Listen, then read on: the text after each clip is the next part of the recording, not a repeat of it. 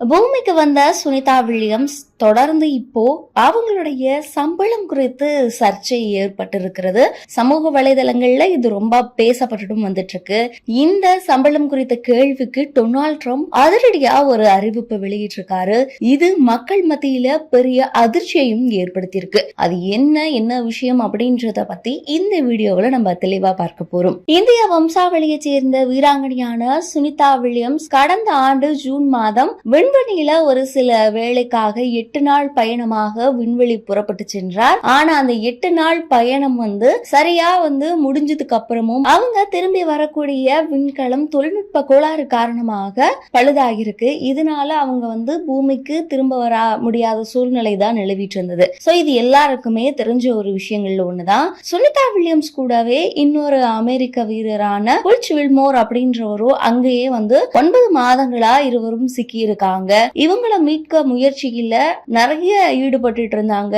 நிறைய விஷயங்கள், நிறைய மிஷின்ஸ் எல்லாமே ஃபெயிலியர் ஆயிடுது. சோ இதனால மக்கள் எதிர்பார்ப்பு அதிகரிச்சது. இவங்க எப்ப வருவாங்க, இவங்க வரது எப்போ சாத்தியமாகும், அவங்களுக்கு அங்கங்க என்னென்ன பிரச்சனைகள் இருக்கு, இங்க வரதுனால என்னென்ன பிரச்சனைகள் இருக்குன்னு தொடர்ந்து நிறைய பிரச்சனைகள் பேசப்பட்ட நிலையில கடந்த செவ்வாய்க்கிழமை சுனிதா வில்லியம்ஸ் மற்றும் புச் வில்மோர் உள்ளடக்கிய 4 பேர் கொண்ட குழு பூமியை வந்தடைஞ்சிருக்காங்க.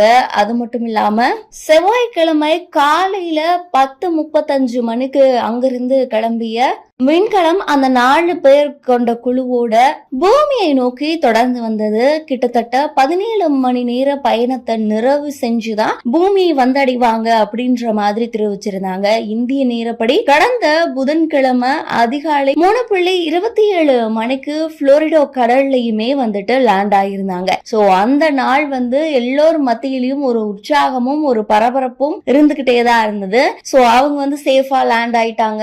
அதுக்கப்புறம் அவங்க ஒரு சில நிகழ்ச்சிகளையும் கலந்துட்டு இருந்தாங்க. இதெல்லாம் ஒரு பக்கம் இருக்கக்கூடிய நிலையில தான் இவ்வளவு நாள் இருந்திருக்காங்க. கிட்டத்தட்ட 200 நாட்களுக்கு மேலாக சுனிதா வில்லியம்ஸ் மற்றும் புச் வில்மோர் அங்க இருந்திருக்காங்க. ஆனா அவங்களுடைய சம்பளம் அப்படின்னு பார்க்கும்போது ரொம்ப ரொம்ப கம்மியா இருக்கு அப்படின்ற மாதிரியான ஒரு தகவலும் சமூக வலைதளங்கள்ல ரொம்ப ரொம்ப வேகமா பகிரப்பட்டு வந்துட்டு இருந்தது. எல்லா சமூக வலைதளங்கள்லயும், எல்லா நியூஸ் சேனல்லையும், எல்லா வெப்சைட்லயுமே இந்த நியூஸ் ரொம்ப ரொம்ப பரபரப்பா பேசப்பட்டது. இந்த நிலையில தான் இந்த சம்பளம் குறித்து டொனால்ட் ட்ரம்ப் கிட்ட ஒரு கருத்தை முன் வச்சிருக்காங்க. அதுக்கு அவர் என்ன சொல்லியிருக்காரு அப்படின்றத பத்தியுமே நம்ம பார்க்க போறோம். அது மட்டும் இல்லாம இந்த இருவருடைய சம்பளம், அதாவது ஆண்டு வருமானம் ஆண்டுகளாதான் அவங்களுக்கு கணக்கிடப்படுறாங்க. அப்படி கணக்கிடும் போது அவங்களுக்கு எவ்வளவு சம்பளம் அப்படின்னு பார்க்கும்போது 12,05,133 அமெரிக்க டாலர், அதாவது இந்திய ரூபாயில 108 கோடி ரூபாய் வரலும் இருக்கும் அப்படின்ற மாதிரியுமே தெரிவிச்சிருக்காங்க.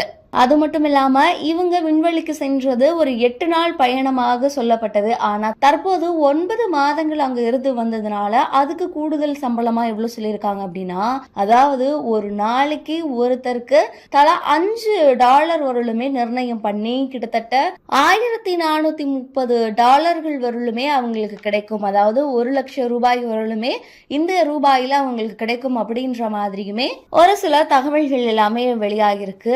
இத பத்தி தான் ட்ரம்ப் கிட்ட கேட்டிருக்காங்க. இதுக்கு என்ன சொல்றீங்க, ஒரு நாளைக்கு ஒரு $5 வரலும் பிக்ஸ் பண்ணிருக்கிறதா சொல்றாங்க. சோ அவங்களுக்கு கூடுதல் சம்பளம்லாம் இவ்வளவுதானா, இல்ல இதுக்கு மேல இருக்குமா அப்படின்ற ஒரு கேள்விக்கு தான் டொனால்ட் ட்ரம்ப் என்ன சொல்லியிருக்காரு அப்படின்னும் போது, இதை பத்தி எனக்கு தெரியாது, இது யாரும் என்கிட்ட சொல்லவும் கிடையாது, இதுல ஏதாவது கொடுக்கணும் இல்ல அதிகரிக்கணும் அப்படின்ற பட்சத்துல நான் என்னுடைய சொந்த பணத்துல இருந்து தரேன் அப்படின்ற மாதிரியும் தான் டொனால்ட் ட்ரம்ப் தெரிவிச்சிருக்காரு. அது மட்டும் இல்லாம அவரு எலன் மஸ்கை பத்தியும் ஒரு பாராட்டக்கூடிய விஷயங்களையும் தெரிவிச்சிருக்காரு. அது என்ன அப்படின்னு பார்க்கும்போது, எலன் மஸ்க் மட்டும் இல்ல அப்படின்னா வீரர்கள் நீண்ட நேரம் நீண்ட நாட்கள் விண்வெளியிலேயே இருந்திருப்பாங்க. அவங்கள மீட்டு கொண்டு வர்றது காரியம் ரொம்ப இன்னும் சிக்கலா ஆகிருக்கும். சோ இந்த நிலையில அவருக்கு நான் நன்றி தெரிவிக்கிறேன் அப்படின்ற மாதிரியும் தெரிவிச்சிருக்காரு. இந்த மாதிரி தகவல்களும் பகிர்ந்திருக்காங்க. அது மட்டும் இல்லாம விண்வெளி வீரர்களுக்கு கூடுதல் ஊக்க தொகையா கிட்டத்தட்ட 82 லட்சத்துல இருந்து 1 கோடி ரூபாய் வரலும் இருக்கும். அதாவது இந்திய ரூபாயில. அதுவே அமெரிக்க டாலர் அப்படின்னு பார்க்கும்போது 94,000 வரலுமே இருக்கக்கூடிய 94,000த்துல இருந்து $1,23,000 வரலுமே இருக்கும். ஸோ இது அவங்களுக்கு கூடுதல் ஊக்கத்தொகையா கொடுக்கப்படுறது அப்படின்ற மாதிரியான ஒரு சில தகவல்களும் ஒரு சில செய்தி அறிக்கைகளும் தெரிவிக்கிறது.